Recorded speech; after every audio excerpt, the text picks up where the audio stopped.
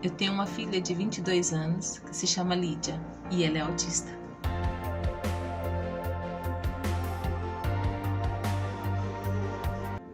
O Dia do Orgulho Autista foi celebrado pela primeira vez em 2005 nos Estados Unidos, por um grupo de autistas, onde o arco-íris, símbolo do infinito, é usado como símbolo deste dia.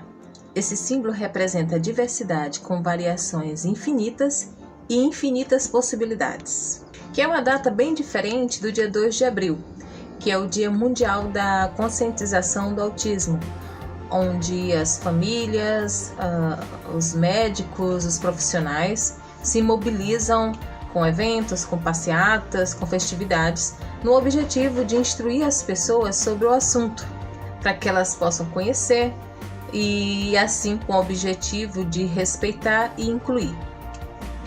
Já o dia de hoje, 18 de junho, é o Dia do Orgulho Autista, que é quando os autistas se mobilizam em toda a parte do mundo para celebrar e dizer o quanto eles têm orgulho de ser autista.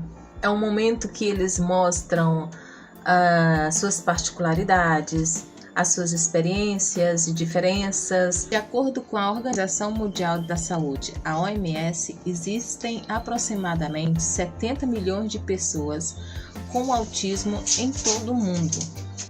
O dia de hoje, o Dia do Orgulho Autista, é isso, é mostrar a todo esse mundo, pessoas que não entendem, o quanto eles têm orgulho de serem autistas, que eles têm superpoderes que eu não tenho, gostaria de ter. Porque você é autista, não tem que ser como os outros são ou como os outros querem que sejam. Você é você.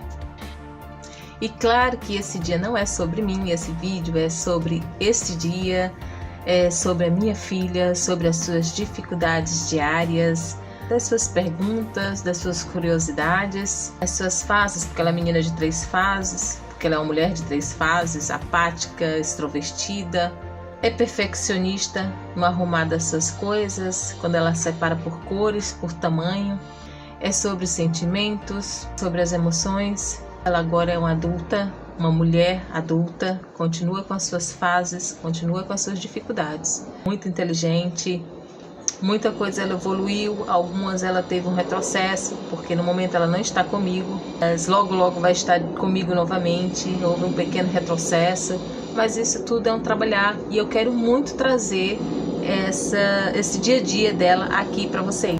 Eu costumo dizer que até chegar ao diagnóstico eu tive uma peregrinação, uma saga, um processo muito doloroso para mim, para as irmãs. Isso me ajudou a trabalhar muito a questão sobre não querer padrões. A minha filha não tinha que ser como as outras, a trabalhar o desconforto que eu tinha com o tema retardo mental.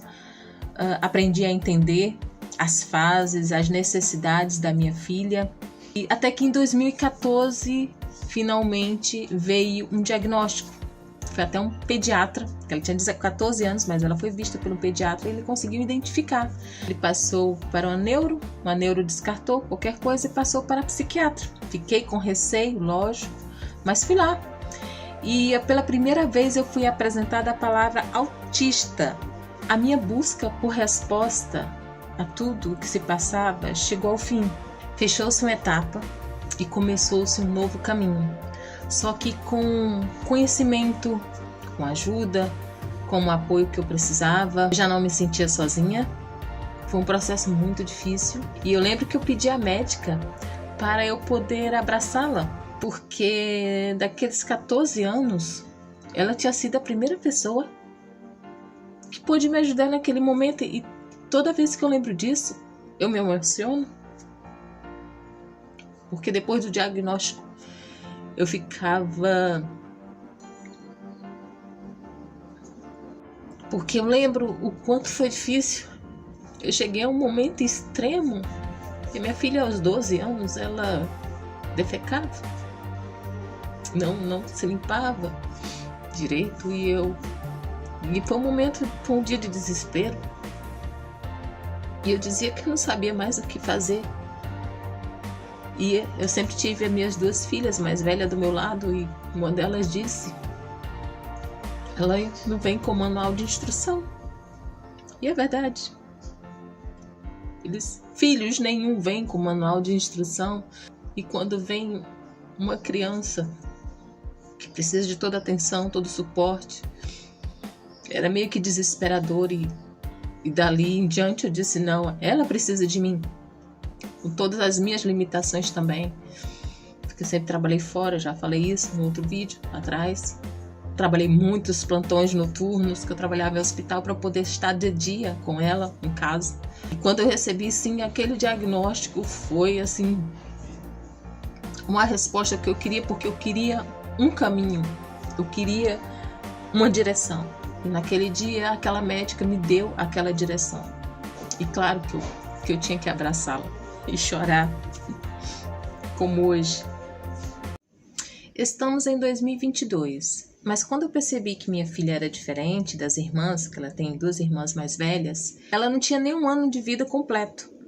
Eu esbarrei na falta de conhecimento, na falta de acesso à saúde, falta de médicos capacitados que pudessem me instruir e me ajudar, e na falta de escolas preparadas para receber a minha filha. Hoje existem várias maneiras de você ter um diagnóstico, um apoio, terapias, escolas com inclusão. Quando eu vejo um diagnóstico feito para um adulto, eu leio, ouço relato dessas pessoas e descubro o quanto foi difícil para eles todo esse processo e todo esse percurso até chegar ao diagnóstico. Eu entendo o sentimento deles quando eles dizem que buscavam apenas uma resposta para aquilo que eles passavam, para aquilo que eles pensavam, sentiam e não entendiam. Eu lembro que no começo existia apenas o termo retardo mental, que eu mesma tinha um preconceito sobre isso. Eu não conseguia aceitar, eu não conseguia falar essa palavra. Os médicos, quando eu ia ao pediatra e falava dessas minhas suspeitas, eu ouvia do médico que um filho era diferente do outro, né? Já que eu tinha duas filhas mais velhas, eu não poderia esperar que ela fosse igual às outras, e esse era o conforto que eles me davam. Então eu mesmo fazia as minhas pesquisas, procurava saber sobre o assunto, procurava temas relacionados a isso, porque ela tinha uma grande dificuldade, ela só falou depois dos 4 anos de idade. Ela era agressiva por não conseguir se expressar, hoje eu sei disso, não conseguia se comunicar, ela se machucava, se batia na parede, se mordia, e fazia isso com as irmãs também, porque ela sempre teve muita força. E não frequentava escola, porque eu sempre tive muitas dificuldades, não havia inclusão, não havia professores preparados para lidar com ela, não se falava sobre isso, não se sabia sobre isso, né? E ao mesmo tempo eu me fechei numa redoma para me proteger, para proteger a minha filha contra o preconceito das pessoas, contra as opiniões sobre a educação. E todas as terapias que hoje existem, eu tentava fazer, eu lia a respeito e tentava fazer em casa. Ajudava a minha filha, né, no andar, no falar, nas regras que eu tinha que ensinar, nas rotinas, tudo era muito mais difícil. Depois do diagnóstico, eu ficava querendo conscientizar as pessoas sobre o assunto, ensinar, falar para elas, né, as pessoas ao meu redor, da família. Queria fazer com que elas entendessem, que elas tivessem interesse de querer aprender sobre isso, né, que elas viam sempre a minha filha como uma criança doentinha. Eu queria que elas não olhassem para minha filha com pena, ou não falar para mim que era falta de educação. Chegou um tempo que eu vi que não funcionava falar para essas pessoas. A Lídia, minha filha, já estava na adolescência e ela começou a ver as diferenças com as outras irmãs, principalmente pelas amizades que as irmãs tinham, pelos namorados, e me marcou muito um dia quando Lídia falou que nunca iria ser amada, que nunca ela ia ter ninguém que gostasse dela, que amasse ela. Passei a olhar a minha filha, as dificuldades que ela sentia, e ela sentia triste, às vezes se tornava agressiva com quem olhava para ela, comecei a trabalhar no bem-estar da minha filha, colocar ela com a autoestima dela.